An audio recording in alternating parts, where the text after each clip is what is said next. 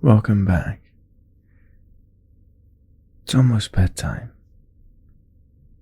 so let me read a few stories and send you to sleep. First, just get into a comfortable position and we'll start. Take a deep breath and close your eyes, because today we're going to be reading the Brothers Grimm fairy tales, starting with The Golden Bird.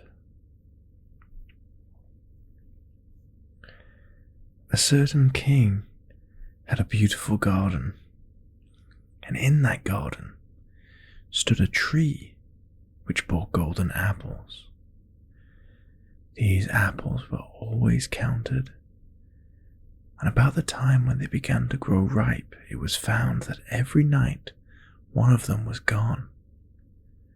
The king became very angry at this, and ordered the gardener to keep watch all night under the tree. The gardener set his eldest son to watch, but about 12 o'clock he fell asleep, and in the morning another of the apples was missing. Then the second son was ordered to watch, and at midnight he too fell asleep, and in the morning another apple was gone. Then the third son offered to keep watch, but the gardener at first would not let him, for fear some harm could come to him. However, at last he consented, and the young man laid himself under the tree to watch. As the clock struck 12, he heard a rustling noise in the air, and a bird came flying. That was of pure gold, and it was snapping at one of the apples with its beak. And the gardener's son jumped up and shot an arrow at it. But the arrow did the bird no harm. It only dropped a golden feather from its tail, and then it flew away. The golden feather was brought to the king in the morning, and all the council was called together. Everyone agreed that it was worth more than all the wealth in the kingdom. But the king said, "One feather is of no use to me. I must have the whole bird." Then the gardener's eldest son set out and thought to find the golden bird very easily. And when he had gone but a little way, he came to a wood, and by the side of the wood he saw a fox. So he took out his bow and made ready to shoot at it. Then the fox said, "Do not shoot me, for I will give good counsel. I know what your business is, and I know what you want to find, the golden bird. You will reach a village in the evening, and when you get there, you will see two inns opposite each other, one of which is very pleasant and beautiful to look at. Go not in there, but rest for the night in the other, though it may appear to you to be very poor and mean." But the son thought to himself, "What can such a beast as this know about the matter?" So he shot his arrow at the fox, but he missed, and it set up its tail above its back and ran into the wood, and then he went his way, and in the evening came back to the village where the two inns were.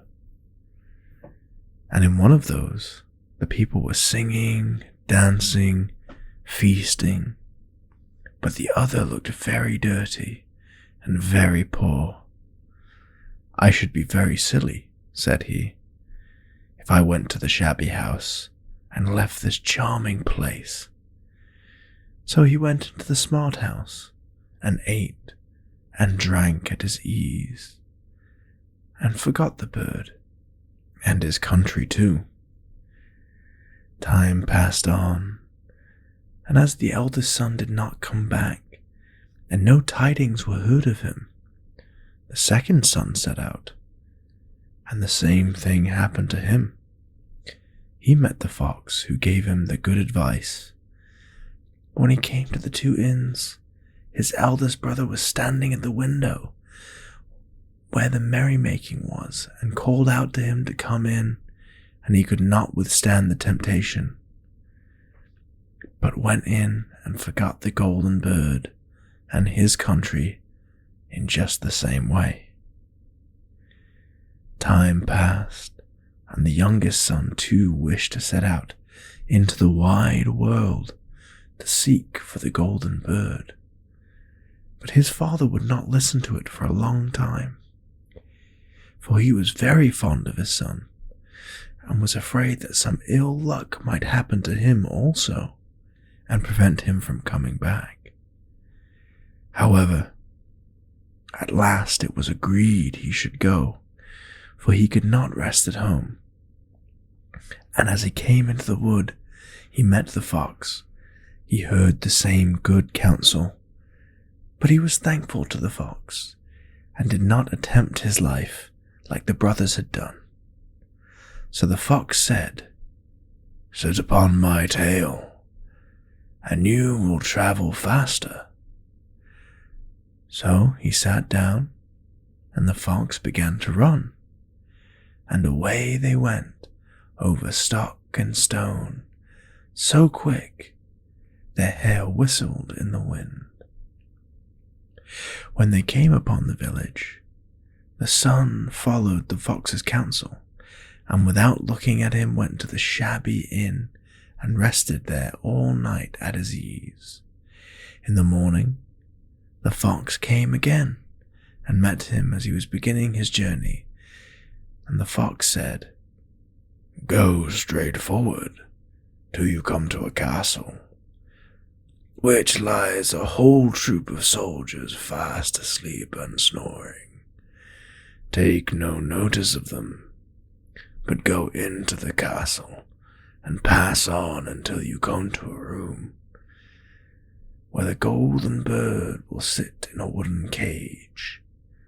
Close by it will stand a beautiful golden cage, but do not try and take the bird out of the shabby cage and put it into the handsome one, otherwise you will regret it." Then the fox stretched out his tail again, and the young man sat himself down, and away they went, stock and stone, until their hair whistled in the wind. Before the castle gate, all was as the fox had said, so the son went in and found the chamber where the golden bird hung in a wooden cage, and below stood the golden cage, and the 3 golden apples that had been lost were lying close by it. Then thought he to himself, "It will be a very droll thing to bring away such a fine bird in this shabby cage." So he opened the door and took hold of it and put it into the golden cage. But the bird set up such a loud scream that all the soldiers awoke, and they took him prisoner and carried him before the king.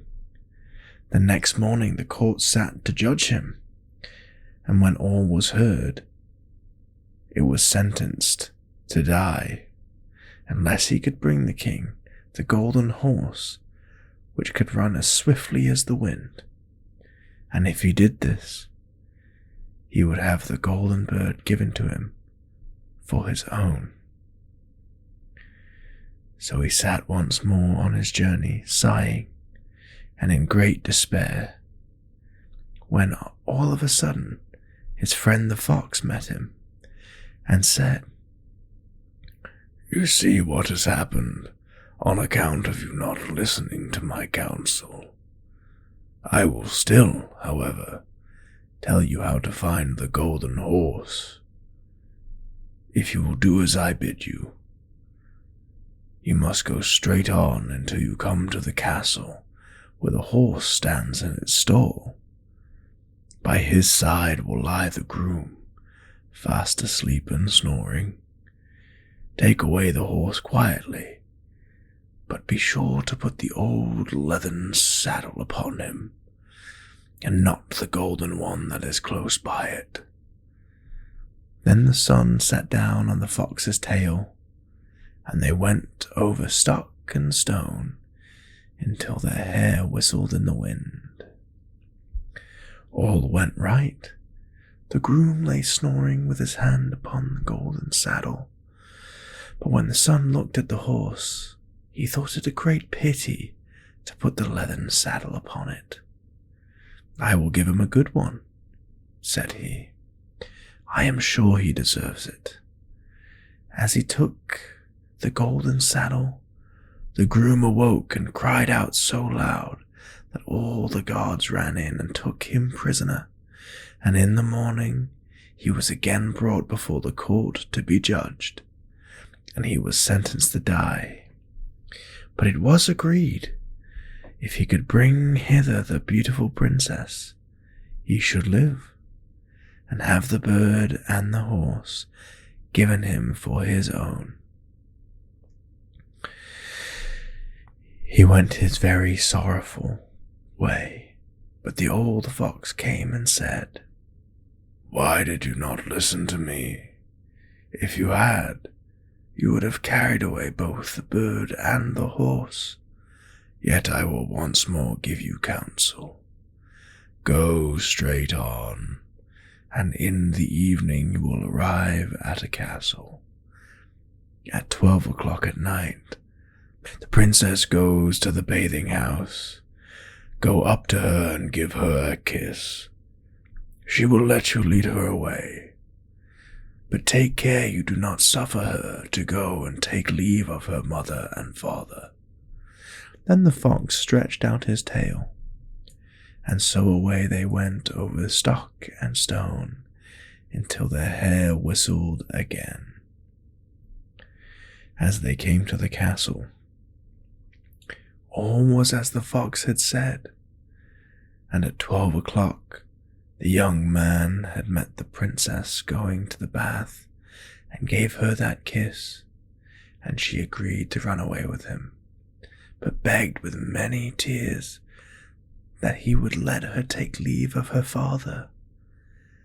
At first he refused, but she wept still more and more, and he fell. But the moment she came to her father's house, the guards awoke, and he was taken prisoner once again.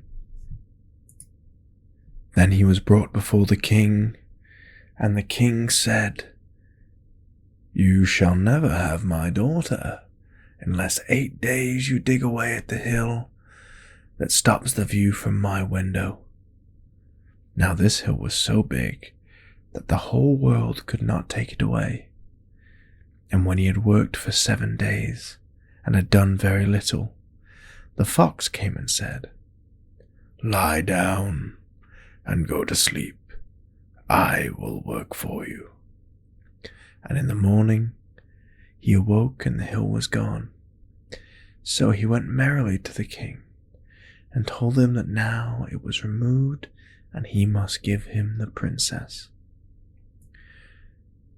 Then the king was obliged to keep his word, and away he went, the young man and the princess. And the fox came and said to him, "Will we have all three, the princess, the horse, and the bird?" "Ah," said the young man, "that would be a great thing, but how can you achieve it?" "If only you will listen," said the fox, "it can be done. When you come to the king and he asks for the beautiful princess, you must say, 'Here she is,' and then he will be very joyful, and you will mourn the golden horse that they are to give you. But shake hands with the princess last, then lift her quickly onto the horse behind you, clap your spurs to its side, and gallop away as fast as you can."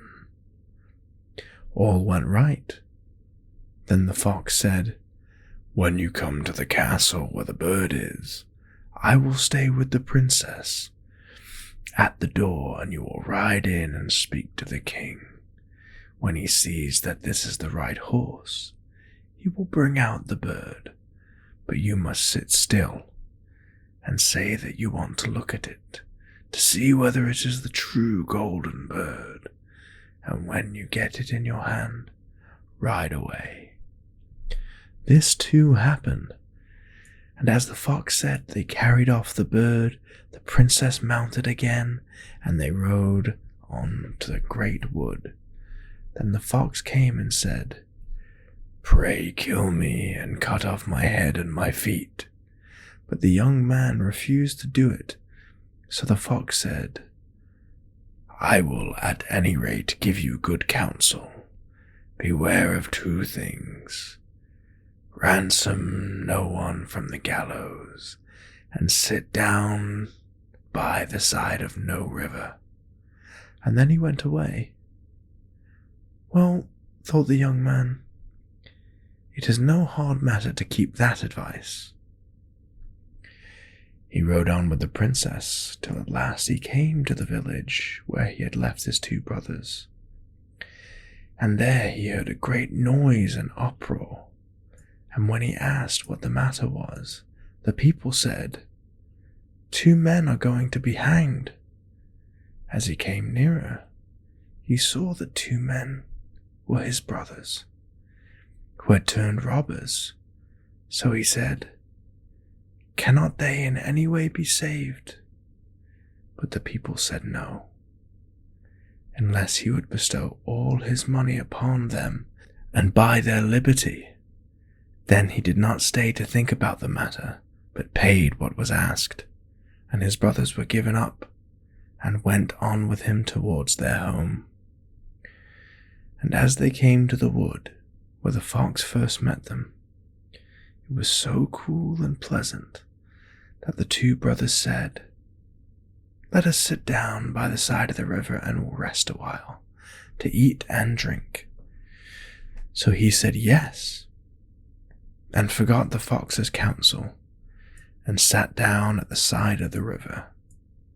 And while he suspected nothing, they came from behind and threw him down the bank, and took the princess and the horse and the bird, and went home to the king their master, and said, "All this we have won by our labor." Then there was a great rejoicing made, but the horse would not eat, the bird would not sing, and the princess wept. The youngest son fell to the bottom of the river's bed. Luckily it was nearly dry, but his bones were most broken, and the bank was so deep he could find no way to get out. And then the fox came once more, and scolded him for not following his advice. Otherwise no evil would have befallen him. "Yet," said he, "I cannot leave you here. So lay hold of my tail and hold fast." Then he pulled him out of the river, and said to him as he got upon the bank, "Your brothers have set watch to kill you, if they find you in the kingdom." So he dressed as a poor man, and came secretly to the king's court, and was scarcely within the doors when the horse began to eat, the bird began to sing, and the princess let off her weeping. And then he went to the king and told him of all his brothers' roguery and thievery, and they were seized and punished. And he had the princess given to him again, and after the king's death, he was heir to this kingdom. A long while after, he went to walk one day in the wood, and the old fox met him, and besought him with tears in his eyes to kill him, and cut off his head and feet. And at last he did so, and in a moment the fox was changed into a man, and turned out to be the brother of the princess, who had been lost a great many years.